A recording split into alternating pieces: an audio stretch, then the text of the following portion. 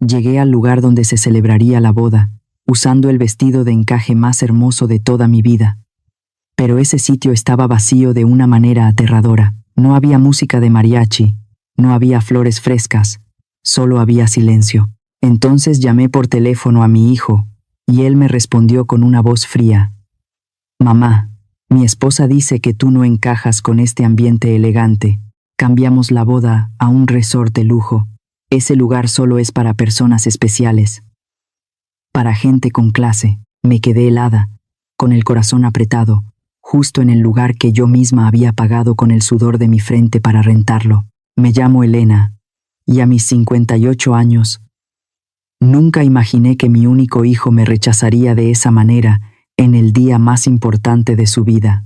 Me senté frente al espejo de mi habitación, con las manos todavía un poco temblorosas. Acomodé con cuidado ese broche de plata de Taxco sobre mi cabello.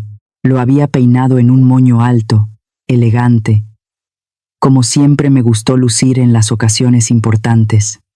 Me miré el vestido. Era una pieza de encaje de Oaxaca, hecho a mano, de un color azul real, que resaltaba el porte de una mujer que ha pasado la vida entera trabajando. En mi cuello colgaba la cruz de oro que mi Diego me regaló antes de morir en aquel accidente en el taller de cerámica.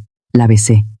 Cerré los ojos y le susurré bajito, para que solo él me oyera en el cielo. Le dije, viejo, hoy nuestro Mateo se convierte en un caballero. Todo es gracias a nuestro sudor. Sobre la mesa estaban los sobres rojos con la nora, ese dinero que por tradición entregamos con amor. También estaba la cajita de terciopelo que guardaba las llaves de la mansión en Polanco. Me costó una fortuna, pero quería que mi hijo no se sintiera menos ante la familia de Isabella. Lo preparé todo para que él brillara. Pedí al chofer que me dejara justo en la entrada de la capilla antigua. Es un lugar precioso, señorial. Pagué más de 1,5 millones de pesos para que todo fuera perfecto. Quería lo mejor para mi único hijo, pero al bajarme del coche, sentí un frío que me recorrió la espalda. La plaza frente a la capilla estaba desierta. No había música de mariachi. No estaban las canastas de flores de alcuzuz blanco que yo misma elegí y pagué. El cielo de México se puso rojo, como si estuviera sangrando. Pero el silencio era el de un cementerio para los sueños de una madre. Entonces vi a don Chente. Es el hombre que cuida la hacienda. Tiene la cara arrugada, como una manzana seca. Estaba barriendo unos pétalos marchitos que quedaron de alguna fiesta vieja. Me dio con su voz ráspada. Señora Elena, la fiesta se la llevaron desde muy temprano. Cargaron con todo, hasta con los floreros que usted escogió con tanto esmero. No quise creerle. Empujé las puertas pesadas de madera del salón principal, donde debería oler a mole poblano y escucharse el brindis. Solo había olor a cera quemada y polvo. Las sillas estaban apiladas. La primera fila, donde decía madrina de honor, estaba vacía. No había mi nombre. No había flores. Nada. En ese momento, mi cabeza dio 1000 vueltas. Pensé que a lo mejor alguien los había amenazado. Tal vez una banda de maleantes. Mi corazón de madre todavía buscaba una excusa para proteger a mi hijo de la verdad. Saqué mi teléfono. Marqué el número de Mateo. El timbre sonaba y rebotaba en las paredes vacías del salón. Era como una burla. Cuando por fin contestó, de fondo se oía la risa de Isabella, una risa clara y fría como el sonido de las monedas de plata. Mateo me contestó. Su voz no tenía ni una gota de culpa. Me dijo, «Mamá, se me olvidó avisarte». Nos movimos al resort en Cabo San Lucas. Allá, frente al mar, es donde realmente está el nivel de Isabella. Me quedé sin aire. Le pregunté temblando, «¿Y yo qué, hijo? Estoy aquí, en la hacienda que yo te pagué. ¿Cómo le hago para llegar a tiempo a la ceremonia?» Él se quedó callado un segundo. Luego, con una calma que me partió el alma, soltó las palabras que me despertaron. Dijo, «Isabella dice que tú no encajas en este ambiente. Ella invitó a puros políticos y familias de abolengo. Tu aspecto, mamá, es demasiado tradicional. Le recuerdas mucho al taller de goteo y al barro sucio. Mi esposa quiere que la fiesta sea solo para gente especial, gente de su clase. Clase. Esa palabra se me clavó en el pecho como un puñal. Siento que todavía me falta el aire cuando lo recuerdo. ¿Clase? Una clase construida con el dinero y la sangre de su madre. Los trabajadores de la hacienda empezaron a cuchichear. Ellos sabían que yo era la que firmaba los cheques. Me miraban con pena, viendo cómo el hijo que crié me tiraba a la basura como si fuera un mueble viejo. Don Chente se acercó. Me dio un caballito de tequila barato. Me dijo, bébase esto, señora. A veces el corazón de la gente es más amargo que el mismo agave. Miré mis manos. Tienen callos de tanto trabajar el barro y de tanto bordar. Siempre estuve orgullosa de ellas, pero para mi hijo eran una mancha de suciedad. Entonces entendí. La debilidad de Mateo no empezó hoy. Empezó desde que dejó que Isabella llamara animales a los muchachos que nos ayudan en la casa. En México, las mujeres fuertes no lloramos frente a los extraños. Me tomé el tequila de un trago. Sentí que el fuego me quemaba la garganta y convertí ese dolor en una voluntad de piedra. Vi que el camión de los vinos iba a dar la vuelta para irse al resort, siguiendo las órdenes de Mateo.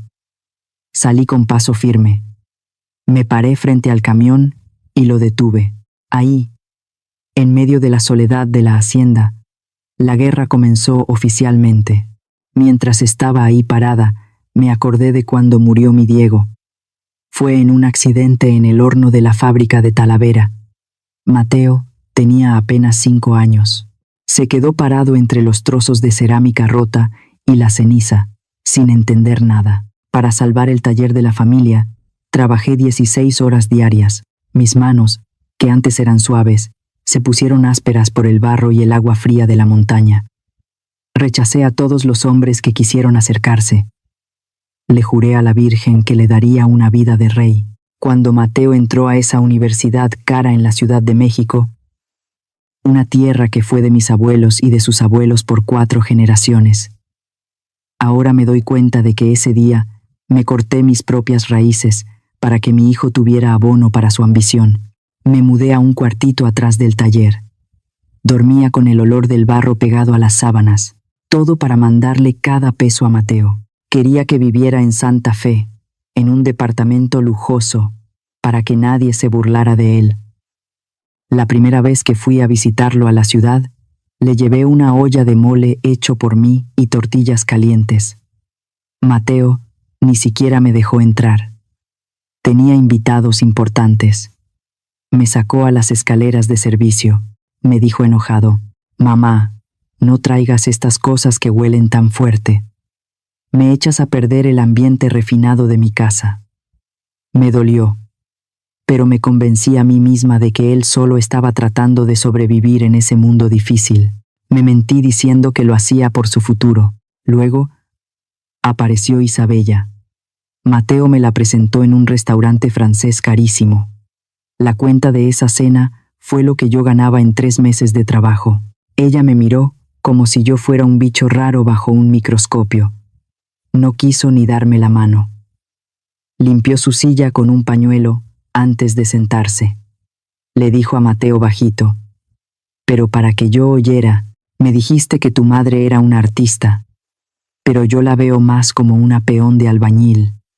Mateo no me defendió, solo soltó una risa nerviosa y le pidió perdón a ella porque su mamá era demasiado sencilla. Isabella empezó a lavarle el cerebro. Le pidió que dejara de llamarme mamá. Quería que me dijera Elena, así de seco, frente a sus amigos. Le metió la idea de que su sangre noble no podía mezclarse con gente quemada por el sol y curtida por el trabajo. Cada vez que le compraba ropa de marca, cada vez que yo pagaba las deudas de la tarjeta de crédito de Isabella, me estaba clavando un clavo más en mi propia cruz. El colmo fue lo de la casa en Polanco. Mateo se me hincó a los pies llorando. Me dijo que el papá de Isabella Iba a cancelar la boda si él no tenía una mansión digna para llevarse a su hija. Saqué todo el dinero de mi retiro. Hipotequé lo último que me quedaba del taller para comprar esa propiedad. Puse la casa a mi nombre, pero le prometí que se la pasaría cuando se estabilizaran. Isabella escogió los muebles más caros de Europa. A mí me prohibió entrar a la sala principal porque decía que mi olor a barro se iba a quedar pegado en las cortinas de seda. Una semana antes de la boda, fui a la tienda de vestidos con unos aretes de diamantes para ella. Las escuché riéndose.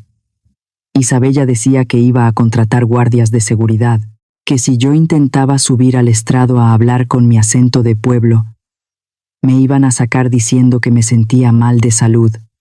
Mateo solo asintió con la cabeza. Dijo, ya sé. Le voy a decir que se siente atrás para que cuide los regalos. Todos esos recuerdos me golpearon mientras estaba en la hacienda vacía. Vi pasar los 28 años de sacrificio como si fuera una película de alguien que no era yo. Fui una mula de carga que caminó con los ojos vendados. Crié a un águila con mi propia carne, y ahora que tiene alas fuertes, se dio la vuelta para sacarme los ojos. Mi decisión de desaparecer y cancelar todo no fue un arranque de coraje. Fue el peso acumulado de 1000 humillaciones que guardé por amor. Pero el amor ya se terminó. Ahora solo queda la justicia. Amigas, amigos que me escuchan, ¿qué siente uno cuando un hijo te dice que no tienes clase para ir a su boda? ¿Ustedes se quedarían ahí llorando o harían algo para que se arrepientan toda la vida? Cuéntenme lo que piensan, sobre todo ustedes, las madres que saben lo que cuesta sacar adelante a un hijo. No me quedé ahí para dar un espectáculo. No hubo gritos, ni llanto, ni pancho. Me acomodé el cuello del vestido.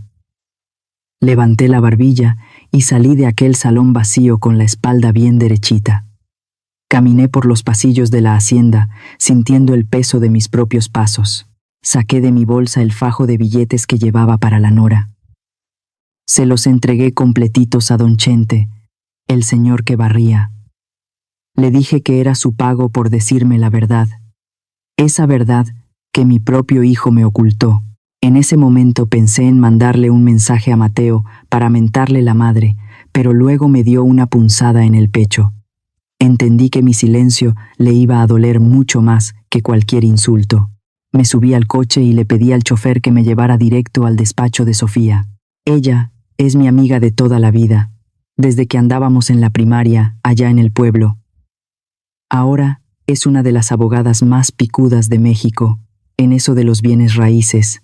Cuando me vio entrar con mi vestido de gala y los ojos fríos como el hielo, se quedó de a 6. Puse los papeles de la casa y mis tarjetas sobre su escritorio. Solo le dije una cosa: Sofía, ayúdame a recuperar lo que es mío. Ahora mismo. Sofía se puso a revisar todo con lupa. Fíjate lo que son las cosas. Por mi costumbre de mujer de negocios, todos los contratos del banquete, las flores y hasta el mariachi estaban a mi nombre. Yo era la que firmaba. Y lo más importante, la casa de Polanco, esa joya donde Isabella ya se sentía reina, era legalmente mía. Mateo solo vivía ahí por puro favor. Me di cuenta de que, sin querer, yo solita me había armado para esta batalla. Lo primero que hicimos fue cerrarle el chorro del dinero. Le hablé al banco y pedí que cancelaran la tarjeta adicional que traía Mateo. Esa tarjeta era con la que él pensaba pagar los lujos de última hora allá en la playa. También saqué todo el dinero de la cuenta que teníamos juntos. Quería ver qué cara ponía mi príncipe cuando se diera cuenta de que su tarjeta negra no era más que un pedazo de plástico inservible. Luego le marqué al gerente del resort en Cabo San Lucas. Le hablé clarito. Le dije que yo ya no iba a pagar ni un peso más de esa cuenta, que cualquier gasto que hicieran a partir de ese segundo se lo cobraran directo al novio. Pude escuchar cómo el gerente se ponía nervioso del otro lado del teléfono. Me dio una sensación de alivio que no te puedo explicar. Era como si me estuviera quitando un bulto muy pesado de la espalda. Pero no me detuve ahí. No quería que esos dos pusieran un pie en mi propiedad. Le dije a Sofía que buscara a un inversionista que quisiera comprar la mansión de Polanco de volada. Le pedí que la vendiera al precio que fuera, con tal de que los papeles quedaran listos esa misma tarde. Ya no veía esa casa como el nido de mi hijo, ahora solo era un estorbo que me amarraba a una traición. Regresé a mi departamento y me puse a limpiar. Guardé todas las fotos de Mateo en un baúl viejo de barro. No las tiré, pero las encerré bajo llave. Les pedí a mis muchachos en el taller que pausaran todo y que se pusieran en modo invisible. No quería que nadie me encontrara. Esa misma noche compré un boleto para Cancún. Me fui sin dejar rastro, sin avisarle a nadie, ni siquiera a los parientes del pueblo. Estando ya en el aeropuerto, mi celular empezó a zumbar. Era un mensaje de los proveedores del vino caro. Me preguntaban por qué se había rechazado el último pago. Les contesté, bien tranquila. Fíjense que los planes cambiaron. Ahora el que organiza es el señor Mateo. Hablen con él para que les pague lo que les debe. Apagué el teléfono y sentí que por fin podía respirar, mientras yo firmaba papeles con Sofía.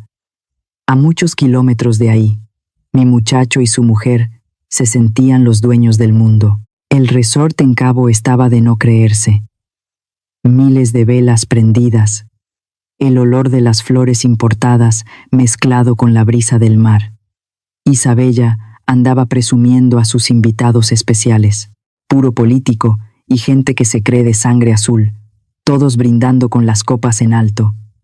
Me los imagino perfecto, Mateo con su traje de seda carísimo, sosteniendo una copa de ese vino francés que yo misma encargué. Andaba muy gallo, contándole a todo el mundo de sus supuestos negocios, que no eran otra cosa que mi propio dinero. El muy tonto se olvidó por completo de que me había dejado sola en una hacienda vacía. Pensaba que la cuenta de banco de mamá Elena iba a estar siempre abierta para pagar sus decaprichos. Me da risa de ver tanta ceguera. Él creía que lo respetaban por quien era, pero solo lo querían por lo que yo traía en la bolsa.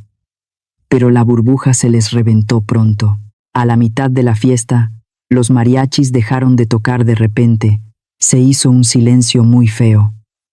El jefe del grupo se acercó a Mateo con una cara de pocos amigos. Le dijo delante de todos que el segundo pago no había pasado y que el banco les avisó que la tarjeta estaba bloqueada. Isabella se puso pálida. Se acercó a Mateo y le susurró que arreglara eso rápido, que no quería quedar como una muerta de hambre frente a sus invitados. Ahí no acabó la cosa. El gerente del resort, un hombre muy elegante, pero muy serio, se apareció en la mesa principal. Traía un folder rojo en las manos. Le pidió a Mateo que lo acompañara para confirmar cómo iba a pagar. Le soltó la noticia frente a la gente.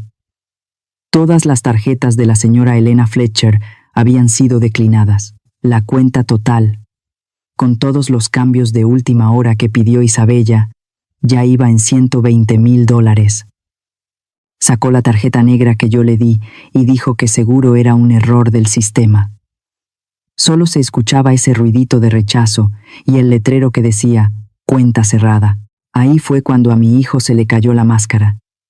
Se puso blanco del susto, como si hubiera visto a la muerte.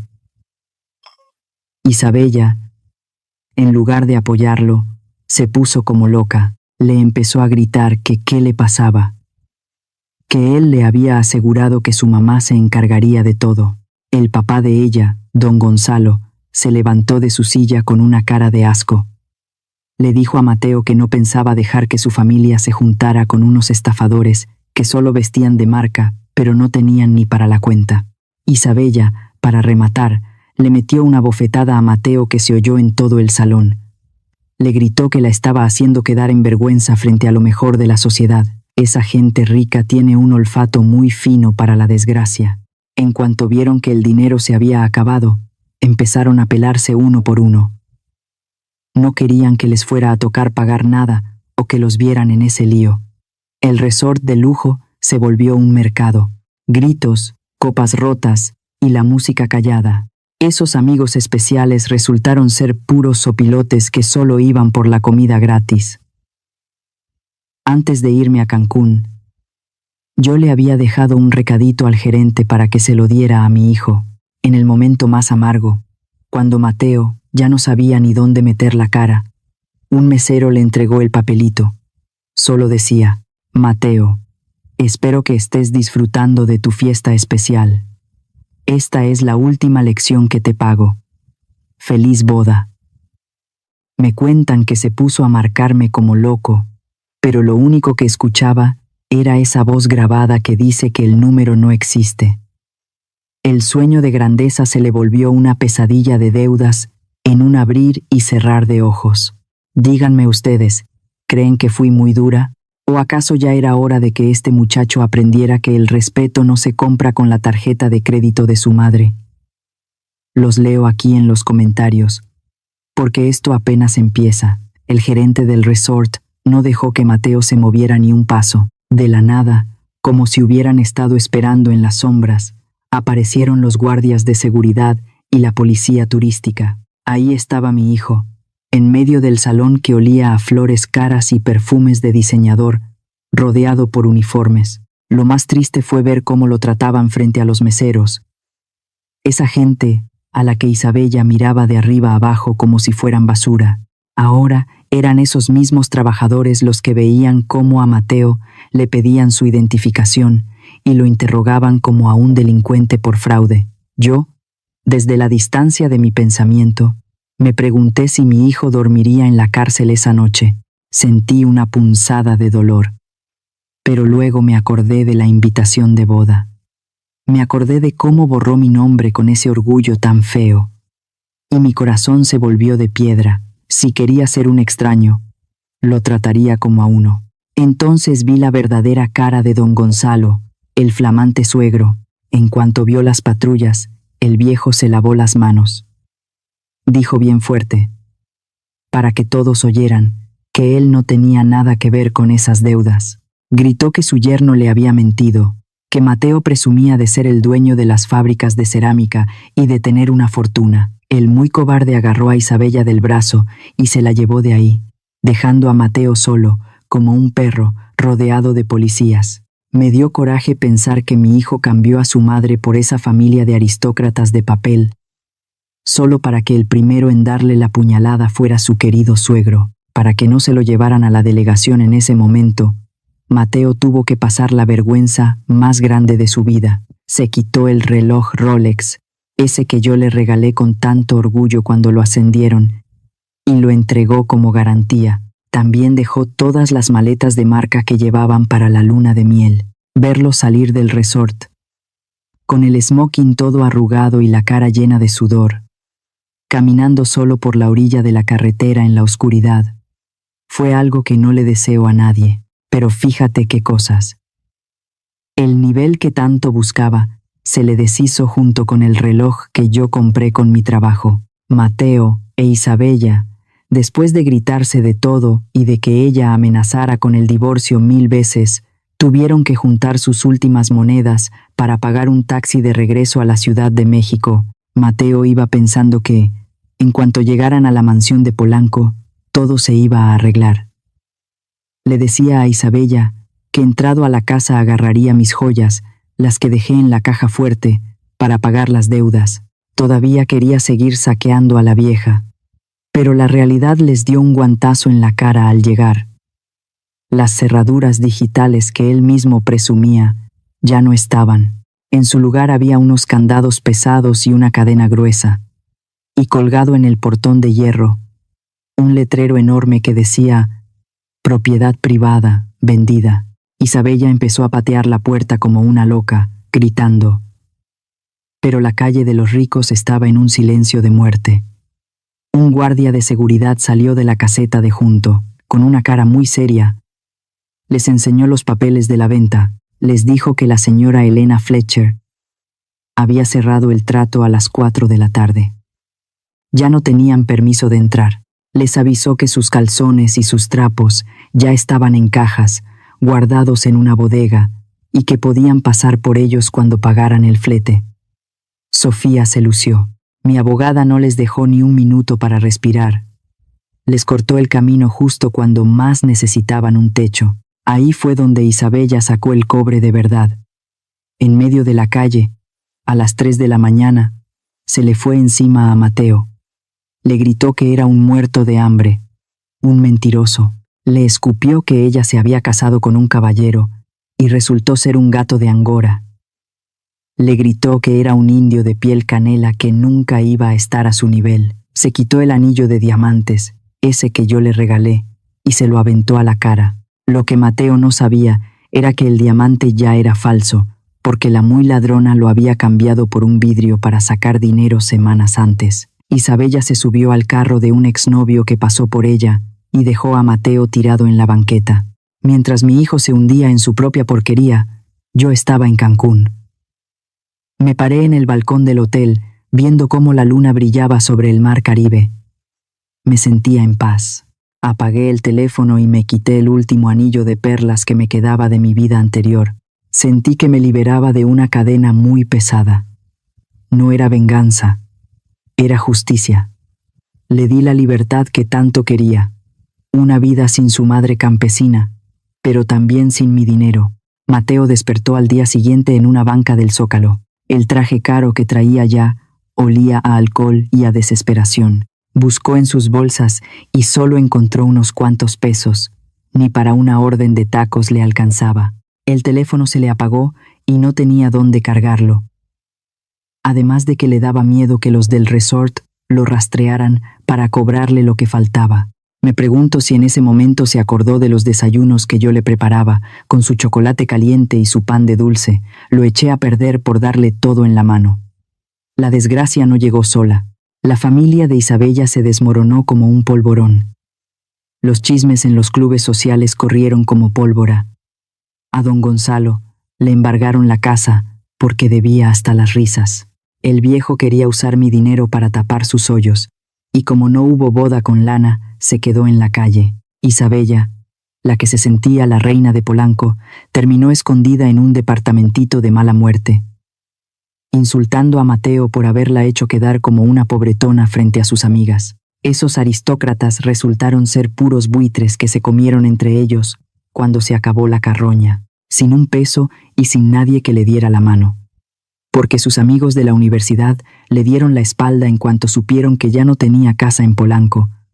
Mateo tuvo que ir a pedir chamba a la central de abasto. El que se sentía licenciado ahora tenía que cargar bultos de cebollas y cajas de jitomates bajo el sol. Sus manos, que solo sabían firmar cheques y agarrar copas de cristal, se empezaron a llenar de sangre y ampollas. Los otros cargadores se burlaban de él, le decían el pirurris. Me duele el alma imaginarlo así, pero yo sabía que ese dolor era el único remedio para que dejara de ser un niño caprichoso. Yo me moví de Cancún a un pueblito en Oaxaca, ahí donde el barro negro es el alma de la gente. Renté una casita de ladrillo y me puse a trabajar la tierra de nuevo. Me cambié el nombre a María. Quería ser una desconocida, una vieja artesana que vive del aire y del polvo. Dejé de usar el celular. Dejé de ser la empresaria Elena para ser la mujer que moldea el barro con sus propias manos. Me sentí viva después de 30 años de alimentar la vanidad de otros. Isabella, que es una víbora astuta, consiguió el teléfono de Sofía y empezó a amenazar con demandarme. Decía que yo le había arruinado la vida y que tenía que mantenerla por el daño moral. Sofía, que no se deja de nadie, le contestó bien seco. Le dijo que se preparara, porque si abría la boca, nosotros le íbamos a cobrar cada joya y cada centavo que le presté, porque teníamos los recibos de todo. Isabella se quedó callada de un golpe. El orgullo de la gente fina se acaba cuando les hablas de deudas reales. Mateo, ya en los huesos y acabado por el trabajo pesado, fue a buscar a Sofía. Se le hincó en la oficina, llorando como un niño, pidiendo mi dirección. Decía que solo quería que yo le firmara una garantía para que no lo metieran al bote por la cuenta del resort. Sofía lo miró con un asco que se le notaba en los ojos. Le puso un espejo enfrente y le dijo que su madre había muerto para él el día que la borró de su boda. Le dejó claro que yo ya no era su banco ni su salvación. Un día, Mateo estaba descansando en una banqueta después de cargar toneladas de verdura.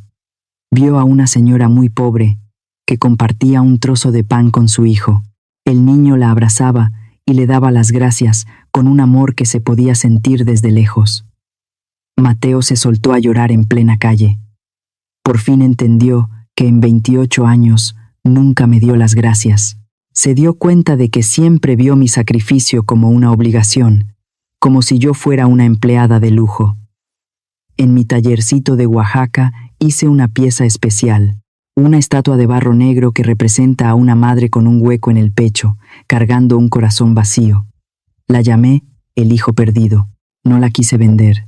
La puse en la entrada de mi casa para no olvidarme de lo que cuesta querer de más. Pero fíjate cómo es el destino. Un museo muy importante se enteró de mi trabajo y quieren comprar la pieza de la tal María Anónima. Y lo más fuerte de todo es que Isabella, por azares del destino, consiguió chamba de limpieza en esa misma galería para poder tragar. El encuentro ya está escrito por la mano de Dios.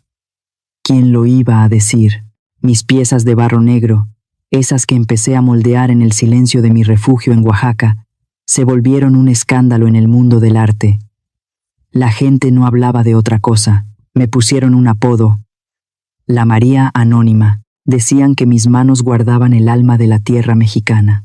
Pronto, una de las galerías más picudas de Polanco, ahí mismito donde antes estaba la mansión que vendí, me buscó para una exposición solita para mí. Acepté, pero puse mis condiciones. Nadie debía saber quién era yo realmente. Iba a presentarme con una estampa nueva, lejos de la vieja Elena que todos conocían. Me dio miedo volver. Lo pensé mucho mientras sentía el barro frío entre mis dedos. Valía la pena regresar a ese nido de víboras que tanto me dolió. Pero luego entendí que el círculo tenía que cerrarse. Tenía que volver para ponerle fin a esa historia de humillaciones y demostrarme a mí misma que mi valor no dependía de una cuenta de banco o de un apellido de abolengo. Isabella, la que se sentía de la alta sociedad, resultó ser un cascarón vacío. Después de que su familia se quedó en la calle, no hallaba ni dónde meterse. Como no sabía hacer nada más que presumir y gastar, nadie le daba chamba. Al final, por pura suerte del destino, y por medio de unos conocidos que ya no la respetaban, acabó de afanadora. Sí, de limpieza. Y fíjate qué ironía. Consiguió el trabajo en la misma galería donde yo iba a brillar. Ahora le tocaba trapear los suelos de mármol que antes soñaba pisar como dueña. Andaba siempre con un cubrebocas, escondida, muriéndose de miedo de que alguien la reconociera. Era el castigo perfecto. Limpiar el polvo de un lugar al que nunca perteneció de verdad. Y mi Mateo, mi pobre muchacho, andaba de repartidor de agua. Se la pasaba cargando garrafones pesados para las oficinas de Polanco. Lo vi de lejos. Se puso flaco, muy moreno por el sol, y con las manos todas rasposas de tanto cargar plástico y metal. El día de la inauguración, le tocó pasar por la galería justo cuando estaban poniendo mi cartel afuera. Era la foto de mi obra El corazón vacío. Vi cómo se quedó parado, como si le hubieran dado un golpe en el estómago. Reconoció mi estilo. Reconoció el dolor que yo le puse a ese barro. En ese momento me di cuenta de que Mateo ya sentía mi presencia en todas partes. No por el dinero que antes le daba, sino por el hueco que le dejé en la vida. Llegó el momento. Aparecí en la inauguración con un vestido negro, sencillo pero elegante como ninguno. Me peiné con un moño alto y me puse derecha, con el porte de una mujer que sabe lo que vale. Ya no era la madre campesina de la que se avergonzaban. Era la artista, la mujer que los críticos buscaban para pedirle una opinión. Me dio orgullo verme ahí, sin necesitar de nadie para que me respetaran. El respeto me llegó solito, porque estaba siendo yo misma, sin mentiras. La cosa se puso fuerte cuando Isabella, de tanto andar nerviosa, tiró una cubeta de agua justo frente a mis pies. Por puro miedo a que la corrieran, Se hincó de inmediato. Se puso a secar el piso y mis zapatos con un trapo, sin levantar la cara. Isabella se quedó tiesa. Esa voz la conocía muy bien. Levantó la mirada y se puso pálida, como si hubiera visto al mismo diablo. No podía creer que la vieja de Oaxaca era la gran artista de la noche. Se quedó ahí, hincada a mis pies, con las manos sucias de agua de trapeador. La humillación se le veía en los ojos. En ese momento se acercó un señor muy elegante, uno de esos que tienen mucha lana. Era el tipo con el que Isabella pensaba fugarse la noche de la boda. El hombre la vio ahí tirada y soltó una carcajada bien fea. Le dijo: «Miren nada más, Elena. Así que esta era la mujer que me pedía dinero prestado jurando que me iba a pagar con su herencia. Una gata con ínfulas de gran señora». Ahí salió todo el peine. Isabella le debía un dineral a ese hombre y pensaba usar mi casa de Polanco como garantía sin que yo supiera. Mateo, que estaba viendo todo desde la ventana de afuera, se quedó de piedra, vio a su mujer humillada y descubrió que la persona por la que dio la vida en realidad lo estaba usando para pagarle a otro hombre. Mateo quiso entrar, pero se vio la ropa toda llena de polvo y se dio cuenta de que ya no encajaba ahí. Se escondió detrás de una maceta grande, viendo cómo yo caminaba entre la gente importante. Se dio cuenta de que yo era libre, y él seguía encadenado a una mentira. Isabella, toda desesperada, me agarró del vestido y me suplicó: «Mamá Elena, por favor, ayúdeme. Diga que soy su familia para que no me corran». Yo la miré con una lástima que me caló hasta los huesos. Le solté la mano y le dije: «Yo no tengo ninguna nuera, y aquí tampoco hay ningún hijo. Yo soy María. Y solo vengo a hablar de mi obra». Me di la vuelta y la dejé ahí, sola entre las risas de la gente que ella tanto quería impresionar. Le gané la partida sin mover un dedo. Después de esa noche en la galería, Mateo no pudo más. Se la pasó caminando por las calles de la Ciudad de México como un alma en pena. Se miraba las manos llenas de tierra y se acordaba de las manos finas de Isabella que tanto le gustaban. Se dio cuenta de que cambió el oro por el vidrio. Cambió a la única persona que lo amaba de verdad por una mujer que solo quería mi chequera. Me dolió saberlo, no te voy a mentir. Tuve la tentación de mandar a alguien a buscarlo, a ver si estaba comiendo bien, pero luego vi mi escultura del corazón vacío y me aguanté. El barro tiene que pasar por el fuego para que se ponga fuerte. Si no, siempre va a ser pura tierra mojada. La corrieron de la galería ese mismo día, y ella fue a buscar a Mateo a su cuarto de vecindad para reclamarle. Le gritó que él era el culpable de su desgracia, le escupió en la cara que nunca lo quiso, que solo quería la casa de Polanco. Le dijo que era un pobre artesano que nunca iba a oler a perfume caro. Mateo por fin abrió los ojos de par en par. La humillación que le hizo pasar Isabella dolió más que todos mis castigos juntos. Pero lo peor estaba por venir. Mateo se enteró de que Isabella cambió el anillo de diamantes que yo le regalé por uno de plástico desde antes de la boda. Y no solo eso, la muy descarada pidió préstamos a gente muy peligrosa usando el nombre de Mateo. Por primera vez en su vida, mi muchacho estaba frente al peligro real y no había ninguna mamá que lo salvara. Mateo no se dio por vencido, siguió repartiendo agua para juntar el dinero. Sabía que Sofía, mi abogada, siempre pedía garrafones para su despacho. Un día, en lugar de pedir dinero o una cita, escribió una carta larga en un pedazo de papel todo arrugado, la hizo rollito y la metió en la base de un garrafón que le entregó a Sofía. No pedía ni un peso, solo le puso: «Dile a mi madre que ya entendí por qué hacía corazones huecos». Sofía me llevó la carta. Yo estaba en el jardín de la galería tomando un café. Leí esas letras todas chuecas, manchadas de sudor y de agua. Me dijo que se sentía muy avergonzado de verme tan brillante mientras él estaba en el lodo. Se me hizo un nudo en la garganta. Estuve a punto de perdonarlo ahí mismo, pero Sofía me detuvo. Me dijo que si le daba un centavo ahora, iba a echar a perder lo poco de hombre que le estaban haciendo. Mateo empezó a trabajar de noche también. Se puso a lavar platos en los restaurantes hasta las 3 de la mañana. Sus manos nunca sanaban, porque siempre estaban mojadas con jabón y cloro. No aceptó ayuda de nadie. Quería pagar las deudas de su mujer porque sentía que era su responsabilidad como hombre. Fíjate qué cosas. Mi hijo estaba aprendiendo el honor a la mala. Don Chente, el señor de la hacienda, fue el que me dio la señal final. Me fue a buscar a Oaxaca con una cajita de madera. Adentro había unos pedazos de piel seca, de esa que se le caía a Mateo de las manos por el trabajo duro. Don Chente, me dijo, señora, el barro ya se está endureciendo, el muchacho ya no quiere dinero, ahora lo que quiere es recuperar su dignidad. Me quedé pensando mucho tiempo. Decidí que era hora de la prueba final. Mandé un mensaje con Sofía. Le dije a Mateo que si de verdad quería mi perdón, tenía que regresar al pueblo, tenía que ir al taller viejo de Puebla y arreglar con sus propias manos el horno donde murió su padre.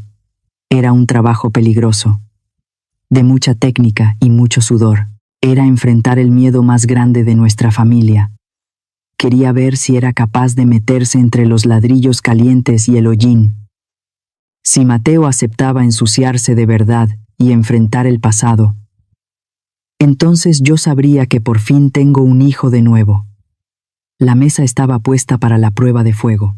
Amigos, esto se está poniendo fuerte. ¿Creen que Mateo sea capaz de arreglar ese horno viejo? ¿O será que el miedo al pasado lo va a hacer correr otra vez a los brazos de la comodidad? Dejen sus comentarios, porque lo que viene es pura candela. Mateo regresó a la soledad. Ese era el nombre del taller viejo de la familia allá en Puebla, el mismo lugar que él juró no volver a pisar hace más de 10 años. Ahora, el sitio era una ruina. Solo había telarañas, polvo y el recuerdo amargo de lo que un día fue nuestro hogar. Lo vi llegar desde lejos. Yo estaba escondida detrás de unos matorrales y unos órganos de nopal bien altos. Me dolió el alma verlo hincarse y besar la tierra fría. Lo vi llorar frente al horno de ladrillo, ese monstruo que se llevó a su padre. En ese momento dudé. Me pregunté si no estaba siendo muy canija al obligarlo a enfrentar su peor miedo. Pero luego me puse fuerte. Si mi hijo no vencía la sombra de su padre, siempre iba a ser un cobarde escondido tras una corbata. Mateo empezó a trabajar como un verdadero peón. Nada de máquinas, nada de contratar gente. Sus manos, que ya estaban maltratadas, se llenaron de sangre nueva. Lo vi limpiar ladrillo por ladrillo, cargando bultos de cemento sobre sus hombros flacos. Comía puras gorditas de maíz secas que compraba en el pueblo y dormía en el suelo, rodeado de las herramientas oxidadas de su papá. Me daban ganas de bajar y abrazarlo cuando lo veía tan acabado. Ahora le tocaba hacerse su propia casita de adobe, bien firme y desde abajo. Mientras tanto, Isabella andaba rondando por el pueblo como un ánima en pena. La gente de Puebla es muy chismosa, y ella ya sabía que Mateo estaba pasando la prueba. Entendió perfecto que si Mateo terminaba el horno, yo lo iba a perdonar, y eso significaba que ella no iba a ver ni un peso más de la herencia de los Fletcher. Ahí me di cuenta de que el odio de una mujer presumida es más peligroso que el veneno de una víbora de cascabel. Esa mujer no quería a Mateo, pero tampoco quería que él fuera feliz sin su dinero. Una noche cayó una tormenta de esas que asustan, con rayos que hacían retumbar los cerros.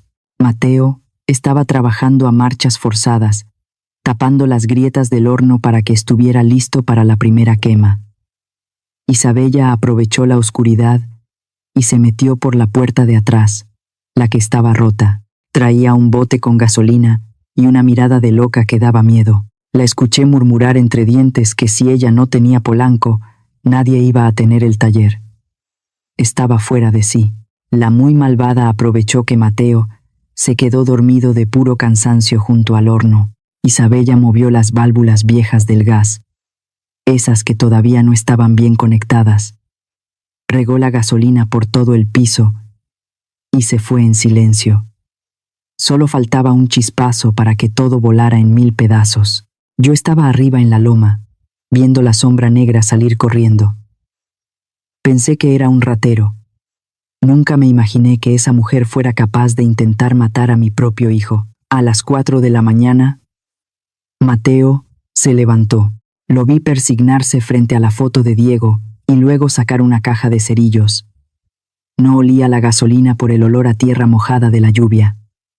Cuando prendió el primer cerillo, el fuego saltó como un animal hambriento. Se oyó una explosión que me hizo saltar el corazón del pecho. Una parte del techo se cayó y le atrapó la pierna a mi muchacho. El gas empezó a silbar, anunciando que lo peor estaba por venir. En ese momento, dejé de ser la artista sofisticada. Se me olvidó que estaba enojada. Bajé el cerro corriendo como una loca, gritando el nombre de mi hijo. En el camino me topé con Isabella, que quería huir. La agarré de las greñas con todas mis fuerzas y la azoté contra el lodo. Le grité que qué le había hecho a mi hijo. La loca solo se reía y decía que Mateo iba a morir en el mismo lugar que su padre. La aventé al suelo y me metí al taller, que ya estaba lleno de humo negro. No sé de dónde saqué fuerzas. Usé un polín de madera para hacer palanca y levantar la viga que tenía prensado a Mateo. Él me miró con los ojos llenos de lágrimas y me pidió perdón. Me dijo que no pudo terminar el horno.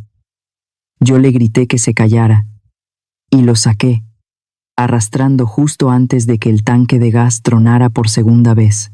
Nos quedamos los dos tirados en el lodo, viendo cómo el taller se quemaba bajo la lluvia de la mañana. Ahí entendí que Mateo ya no era un cobarde. No corrió del fuego como lo hizo hace 10 años. Se quedó a pelear por lo suyo. La policía llegó pronto porque los vecinos oyeron el estruendo. Yo todavía tenía a Isabella agarrada del cuello, hundiendo su cara llena de maquillaje barato en el charco de lodo y ceniza. La muy cínica empezó a gritar que yo era la que quería matarlos para cobrar el seguro. Se aventó un papel de víctima que casi convence a los oficiales. Pero la mentira tiene patas cortas. Los peritos encontraron el bote de gasolina con sus huellas digitales, tirado entre los cactus. En la delegación se supo todo el cochinero. Isabella no solo quemó el taller, también tenía denuncias por estafas y deudas con gente de la maña. Su propio padre, don Gonzalo, en cuanto supo que la policía la tenía por intento de asesinato, mandó un papel diciendo que ella ya no era su hija. La dejó morir sola para salvar su disque honor. Isabella se quedó gritando en la celda, dándose cuenta de que sus amigos especiales la borraron del mapa. Fíjate lo que son las cosas. La mujer que quería vivir en seda terminó con un uniforme de algodón corriente tras las rejas. Mateo terminó en el hospital, con las piernas vendadas y quemaduras en los brazos. Yo también tenía las manos ampolladas por haberlo sacado de la lumbre. Mi hijo me miró con una tristeza muy profunda y me preguntó si ya lo había perdido todo. Yo le agarré la mano, esa mano llena de cicatrices, y le dije que no. Le dije que lo único que había perdido eran las mentiras, que ahora por fin estaba limpio para empezar de verdad. Isabella estaba encerrada, pero las deudas de ella seguían a nombre de Mateo. Los cobradores lo seguían buscando. Yo tenía el dinero para pagar todo de un solo golpe, pero me aguanté las ganas. Hablé con Sofía y le pedí que le ayudara a negociar pagos chiquitos que él pudiera cubrir con su trabajo. Mateo aceptó sin chistar. Me preguntó si yo no le iba a prestar la lana. Le contesté que si yo pagaba sus deudas, él nunca iba a aprender lo que cuesta el dinero. No quise usar mi dinero de María para levantar el taller. Mateo y yo nos fuimos a vivir en una tienda de campaña a un lado de las ruinas. Nos pusimos a recoger ladrillos quemados y a limpiar el terreno. Le enseñé a amasar el barro de nuevo, sintiendo la tierra mojada entre los dedos que todavía nos dolían por las quemaduras. Olía a humo y a tierra fría. Pero era el olor más bonito del mundo. Era el olor de un nuevo comienzo para los dos. La noticia de que yo era la famosa María y que el taller se había quemado llegó a los oídos de los amigos de Mateo en la ciudad. Unos cuantos de esos sopilotes llegaron al taller con sus carros lujosos, trayendo canastas de frutas y abrazos falsos. Le dijeron a Mateo que regresara a la capital, que ellos le conseguían chamba en las finanzas. Mateo los miró con una calma que me dio mucho orgullo. Les dio a cada uno una bola de barro crudo, y les dijo que eso era lo único verdadero. Quería que Mateo firmara el divorcio rápido, para que la bronca de Isabella no le afectara sus trámites de banco. Mateo firmó el papel en una tabla de madera, sin pedirle ni un peso de pensión ni nada. Le dio las gracias al viejo por enseñarle lo amarga que puede ser la clase alta. Lo dejó hablando solo mientras seguía pegando ladrillos para el nuevo horno. Mi muchacho me enseñó su nuevo plano. Me dijo que ya no quería un horno industrial gigante, de esos de fábrica moderna. Quería un horno artesanal, como el que usaba su abuelo. Lo bautizó como el Fénix. Me prometió que cada tabique de ese horno lo iba a comprar con el dinero que ganara vendiendo sus primeras piezas de barro. Me dio una risa de felicidad que no me cabía en el pecho. Por fin entendí que el hijo que yo tanto quería cuidar ya no necesitaba que yo cargara su mundo. Amigos, a veces hay que dejar que todo se queme para ver qué es lo que queda en pie. Mateo se quedó sin nada, pero recuperó su alma. Y yo, su madre, por fin pude dejar de ser su banco para volver a ser su mamá. ¿Ustedes qué harían si vieran que su hijo está empezando de cero? ¿Le darían el dinero o lo dejarían que sudara la gota gorda? Escríbanme, que esto ya casi llega a su fin. La vida da muchas vueltas, y a Isabella le tocó dar la más amarga. Allá en la cárcel de Santa Marta Acatitla ya no hay vestidos de seda ni perfumes traídos de París. Ahora lo que hay es un uniforme azul deslavado que huele a puro cloro barato y a encierro. Me contaron que se tiene que levantar a las 5 de la mañana para tallar los baños con un cepillo de raíz, de esos que lastiman las manos. Luego la mandan al taller de costura para hacer uniformes industriales. El mismo trabajo manual que ella decía que era para gente sucia. Fíjate qué cosas. La mujer que se sentía reina terminó siendo la gata de todas las presas. Yo pensé en ir a verla, solo para verle la cara una última vez. Pero luego me dio flojera. Entendí que para una mujer que vive de la atención de los demás, el olvido es el castigo que más le va a arder. No merece ni un minuto de mi tiempo. Mientras Isabella se pudre en el bote, en el taller de Puebla floreció algo hermoso. Mateo conoció a Lucía. Ella es la maestra de la primaria del pueblo, y su papá es el mero mero para sacar los colores naturales del barro. Lucía no llegó preguntando por la chequera ni por la casa de Polanco. Ella se enamoró de Mateo viéndolo trabajar entre las cenizas, viendo cómo sus manos quemadas seguían moldeando la tierra con una paciencia de santo. Lucía es todo lo contrario a la otra. Ella no necesita lujos para brillar, tiene la luz por dentro. Me di cuenta de que ella es el espejo de la verdad. No quiere un palacio, solo quiere a un hombre que sepa lo que vale el trabajo. Mateo no me pidió dinero para el anillo. Un día, lo vi salir del horno el Fénix con una sonrisota. Él mismo hizo un anillo de barro negro, lo coció a fuego lento y le puso un pedacito de plata que él mismo forjó del botón de un saco viejo de su padre. Se le hincó a Lucía en medio del taller, con el olor al barro cocido y el calor del horno. Nada de resorts de 5 estrellas ni cenas de miles de pesos. Solo dos almas sinceras prometiéndose amor de verdad. Ahí comprendí que el amor de a de veras no necesita etiquetas de diseñador ni andar presumiendo niveles. ¿Y qué decir de don Gonzalo, el que se sentía de la alta sociedad? Anda de casino en la frontera, huyendo de los cobradores y apostando los últimos pesos que le quedan. Un día le habló a Mateo llorando, pidiéndole que me convenciera de prestarle una lana para salvarse la vida. Mateo, bien serio, le colgó el teléfono. Le dijo: «Usted mismo me enseñó que nosotros no somos gente especial, así que ya no nos busque. Don Gonzalo es la prueba de que un apellido sin vergüenza no es más que un cadáver que camina». La boda de la tierra, así le pusimos. Se hizo en el jardín del taller viejo. No hubo banquetes de $1000. Hubo mole poblano, arroz rojo y tamales calientitos que yo misma preparé con las señoras del pueblo.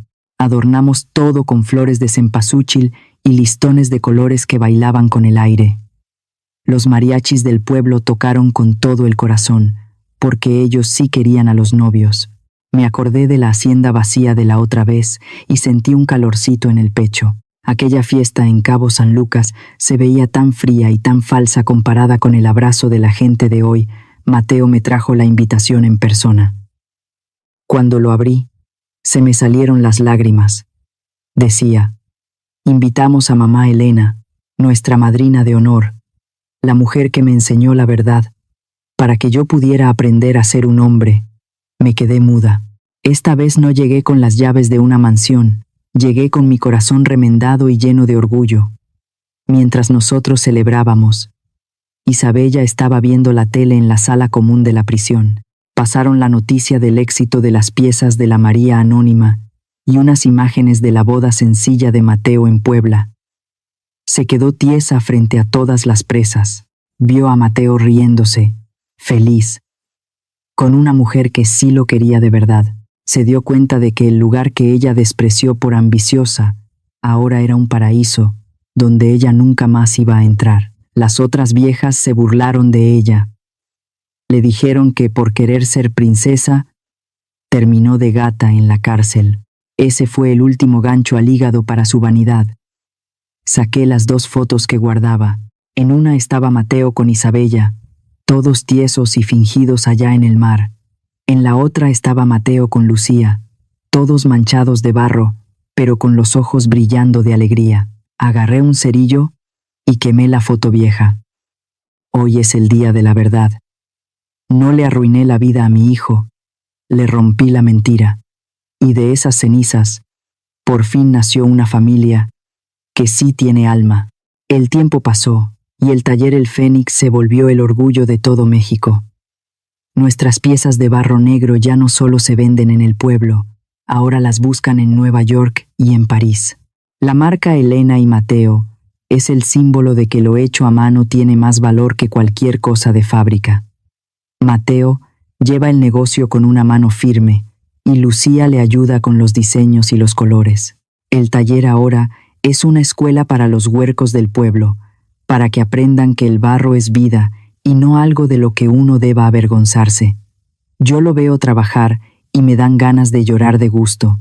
Ya no tengo que mandar nada. Él solito sabe hacia dónde va el barco. Me gané el derecho de descansar. Luego llegó el regalo más grande de Dios. Nació el pequeño Diego. Le pusieron el nombre de mi viejo para que su memoria siga viva entre nosotros.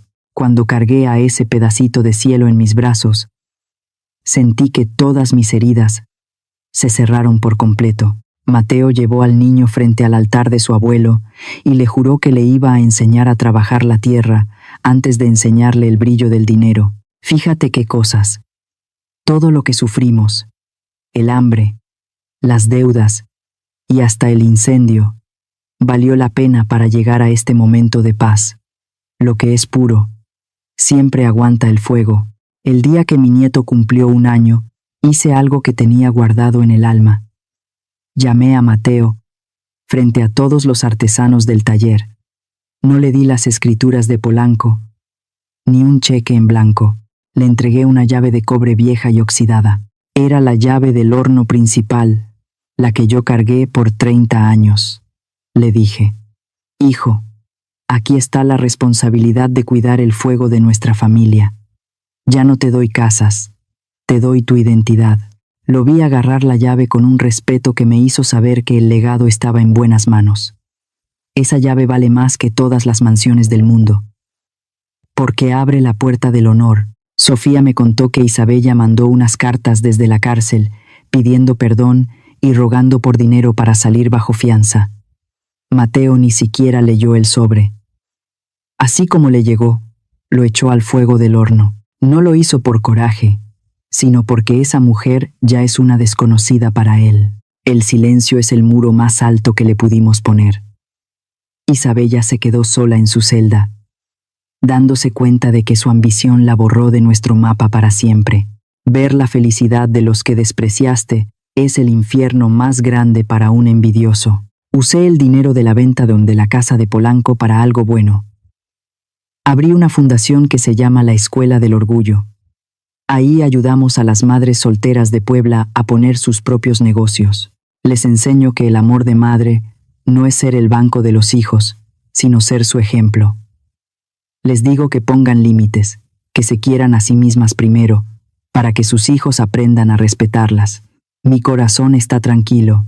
Convertí el dolor de aquel día en la hacienda vacía en una fuerza para miles de mujeres que ahora caminan con la frente en alto. A veces paso por Polanco cuando voy a la ciudad. Veo la mansión y ya no siento nada. Ahora tiene flores de bugambilla rojas y gente nueva. Me doy cuenta de que ese lugar era puro teatro, una mentira que casi me cuesta mi familia. La verdadera riqueza está en mi casa de adobe en el pueblo, donde el olor a barro y a café siempre te dan la bienvenida. Le doy gracias a Mateo por haberme borrado de su primera boda. Si no hubiera sido por ese insulto, yo todavía sería una madre esclava de los caprichos de un hijo malcriado. A veces el golpe es lo que te despierta. Amigas, amigos, mi historia llega al final. Me siento como una reina en mi propio reino de tierra.